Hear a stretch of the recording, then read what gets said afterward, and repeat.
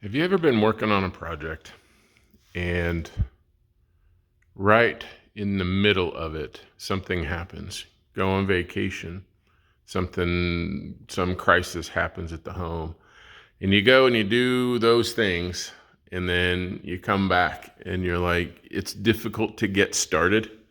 It's hard to get back on track. Well, that's what happened to me. This is Mark with Hindsight. And I did both. I was on vacation, had it planned for months, and a week prior, my youngest son's Honda Accord, the timing chain slipped a gear, slipped a tooth, and bent all of the intake valves. So I wanted to get the car running before I went on vacation, so I thrashed on the car, ordered parts as quickly as I could. I did get it running and driving the weekend before we left. Then I went on vacation, and then it's just like hard to get back on with the CUDA. But I woke up this morning and I'm like, I'm just going to do one thing, one tiny thing, even if it's just, undoing a bolt, one thing to kind of get me going again, so that I can get this car. I desperately want to drive this car as soon as possible. I can't wait with the horsepower and the new transmission. This thing should be so much fun, like my dream car. I'm this close to having my dream car, and I'm just kind of dragging my feet. But here's where I'm at. I got the transmission installed that was in the last video. And I ordered a new yoke. This is for the Tremec. Come on, come back. There. Okay, so everything clear. So I want to make sure. That's interesting. That's like a really, sorry. That's a good thing to know. I can't have this all the way in, because it will hit right there. So when I measure my drive shaft, I'm gonna have to measure. Oh, this is hard to camera. How about that there? Okay, so I have to have this pulled back enough, like that would be where it's touching, would be the equivalent of pushing the yoke all the way in and hitting the bottom. So that's got to be where my, I have to like go, an inch from here, or measure back an inch from there. Anywho, I just am a little hesitant about buying a brand new drive shaft for this.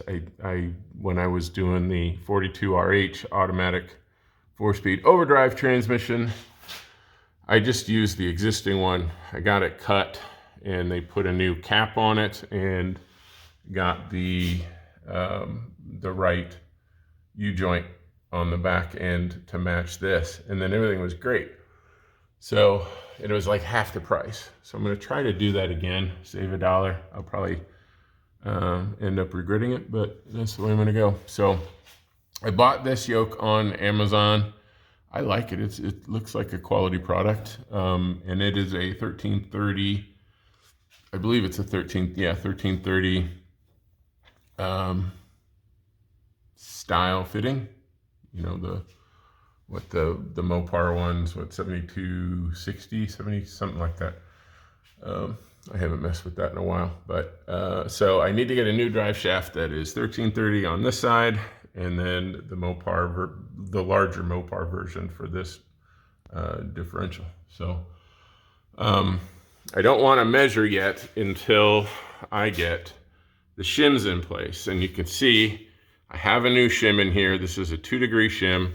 I don't have everything bolted down yet, because as I was trying to get the bolts off, I snapped it. So I need to get new U-bolts, which I probably should have just did that anyway, just to be safe and have new parts on here. So I'm going to buy some new ones, but the most important thing of all of this is I did a one thing. So this should give me the right pinion angle or help me with the pinion angle.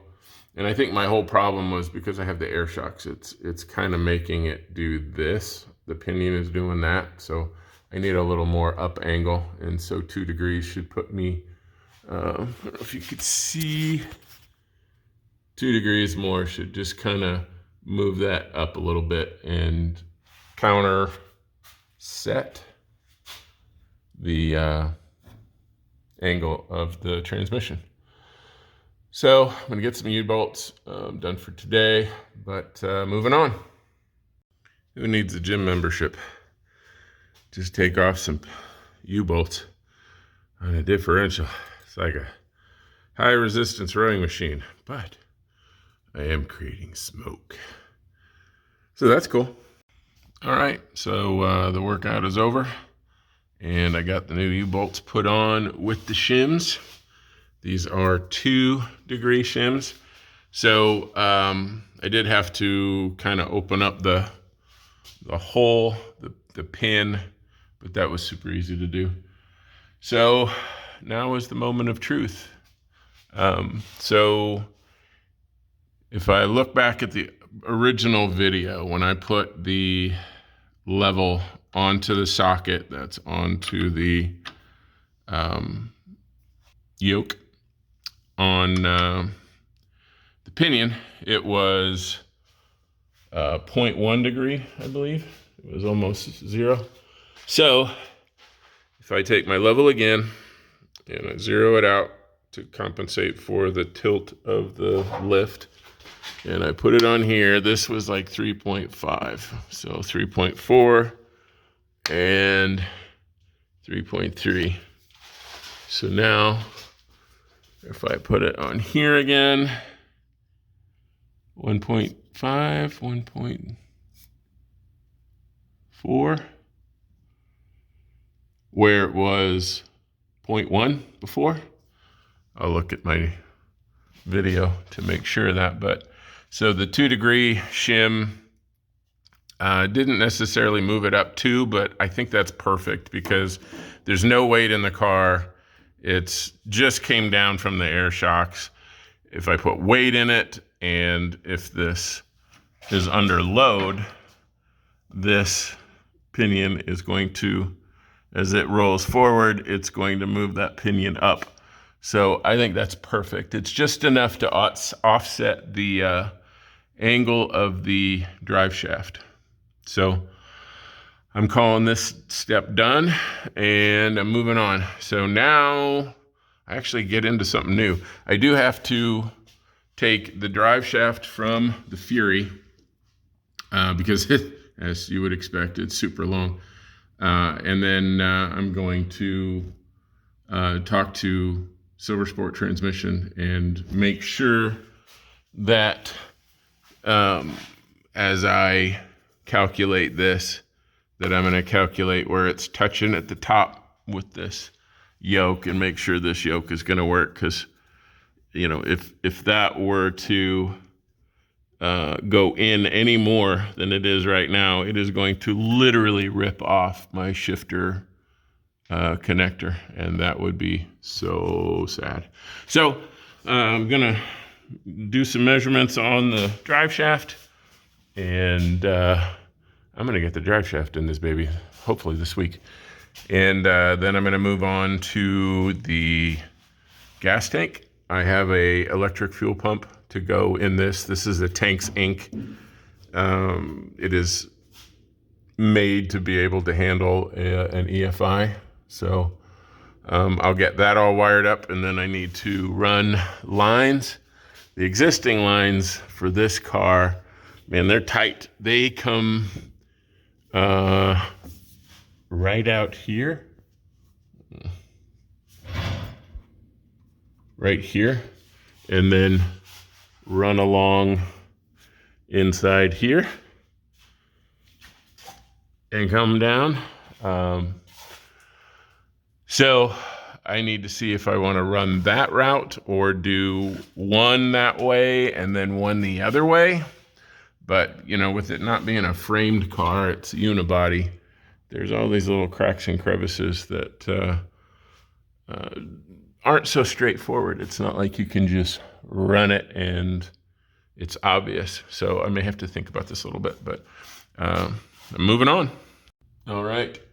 So next thing to do, as I mentioned, is to remove the gas tank. So to do that, I have to take this rear, is it a valance? Is that what you call it?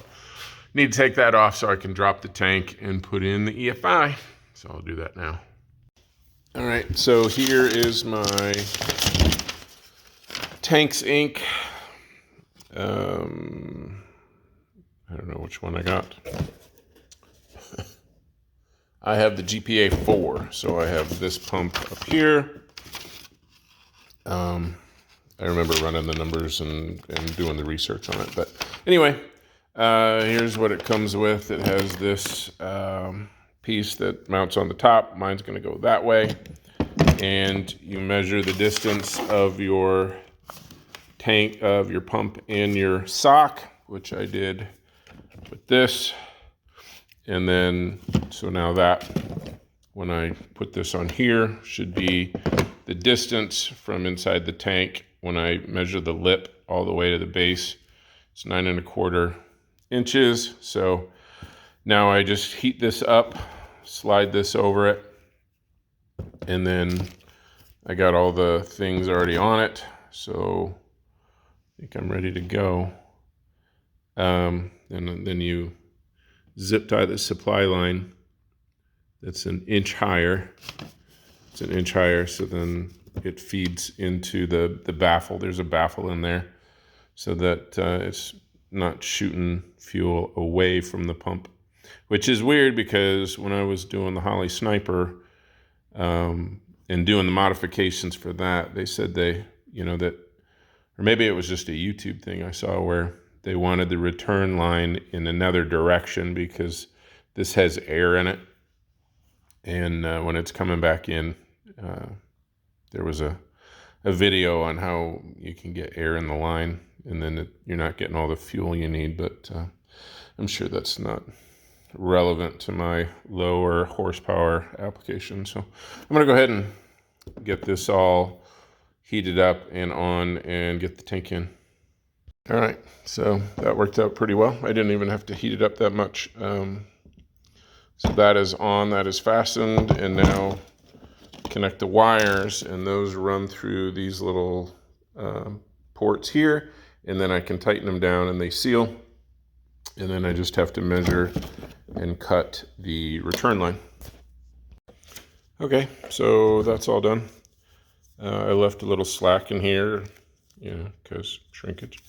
And I got my zip ties on and no spare parts. So that's the first for me. I'm gonna go ahead and put this in the tank.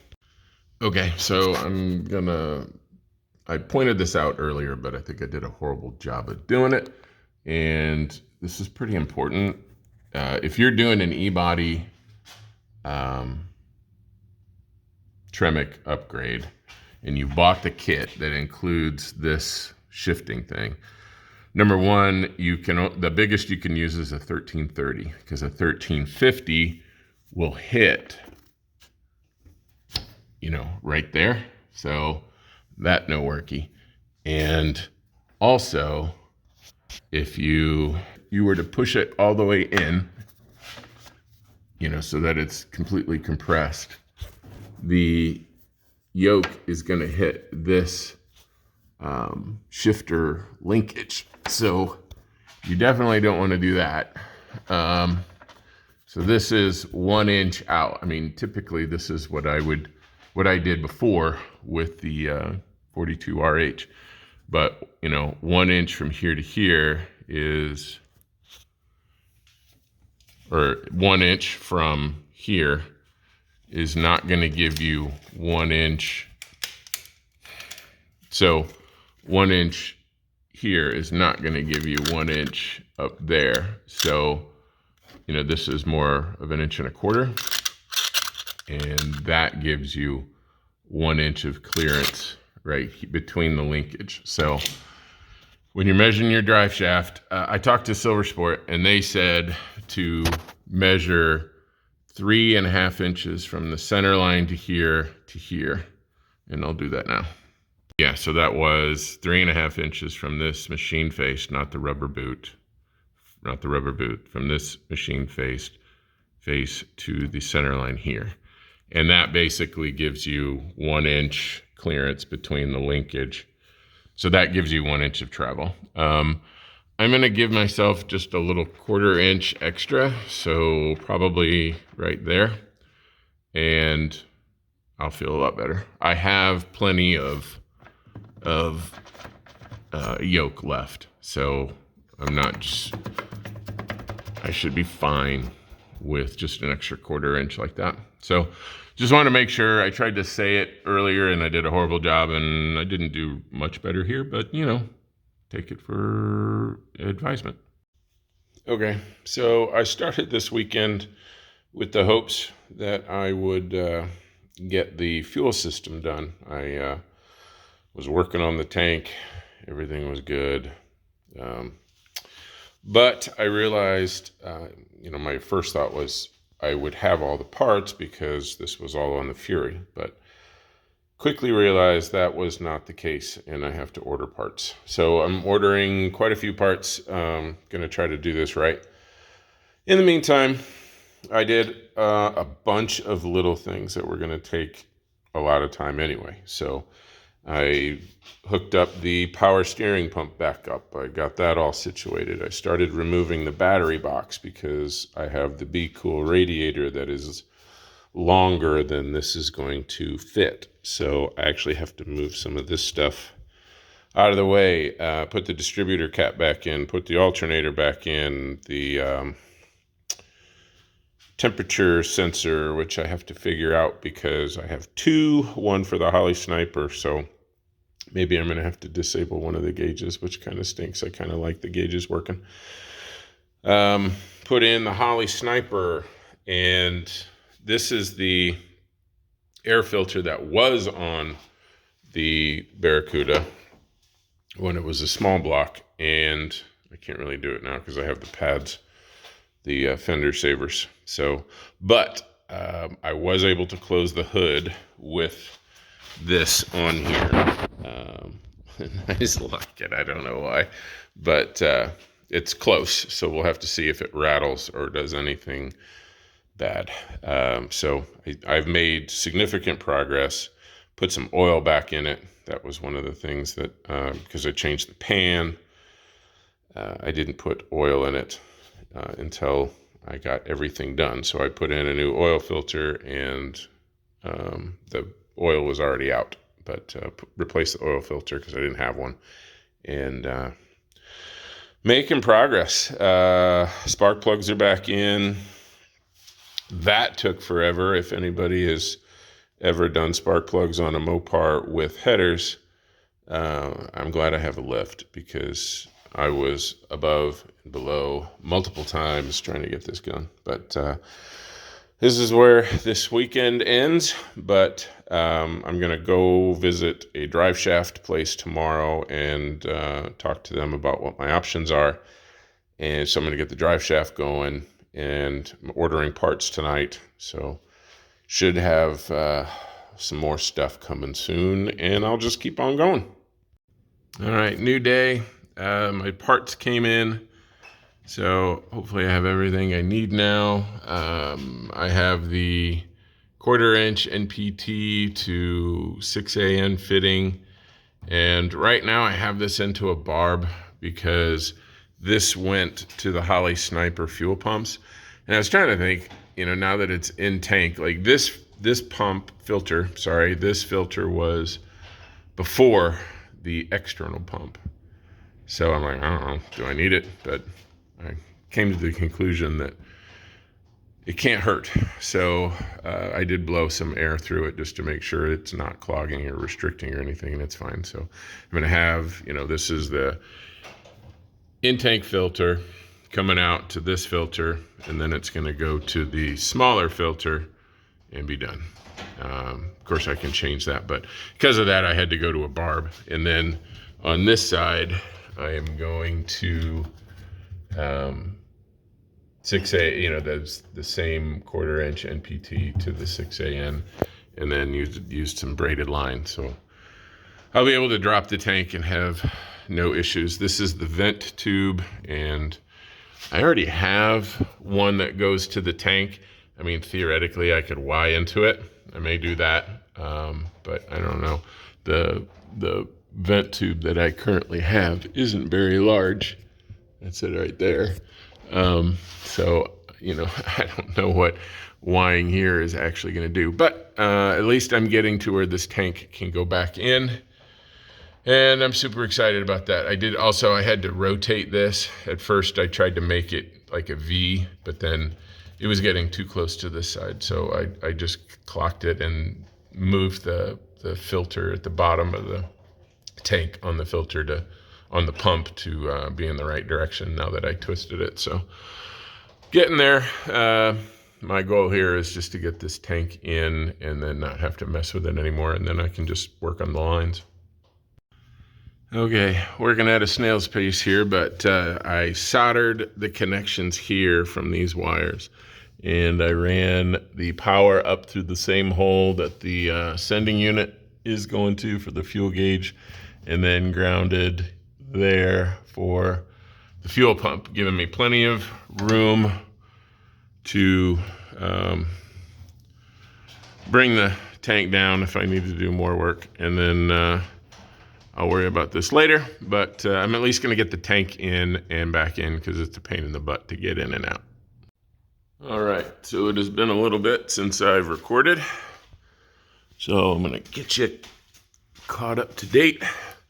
I started working on the fuel lines. Like here's the return line, 6 AN. I've got my 100 micron or 10 micron filter, and then I'm using this NICOP 3/8 inch line, and then I bought this. It's just a protective rings or spring to go around it and kind of keep it from rock chips and stuff like that. And then so now I just need to connect up the connections going to the back of the sniper, and then here is my return line on the passenger side. One thing I found interesting, I don't know, maybe you will, maybe you won't, but the first line I bought was a Summit Racing, and it's the same NICOP kind of material. I found this stuff to be extremely hard to bend. I needed a tool in order to bend it, but the exact same basic stuff that I bought from Jegs is very flexible. Like you can that's what I expected it to be like, where you can just move it with your hands and make bends like this very easily. I still need to tighten that up and get that up and out of the way. And then yesterday, Jay came over and we kind of knocked out this exhaust system. So this is actually the exhaust that was in the Fury. And the Fury exhaust would come down. It would do a 90 this way, and then come down here because the cross member support had the dips for the exhaust to come out here and then to come back around. So it was way more complicated than the e-body, but and with it being super long, I was able to kind of reuse this. So these Flowmasters. I love the way this sounded on the Fury, so I had to kind of continue on and put that on this. So I still need to do the loop over the differential and the line to the back valance and all that stuff. I got new tips ordered. So next up is to work on the cooling system and kind of finish up the fuel lines, little stuff like that.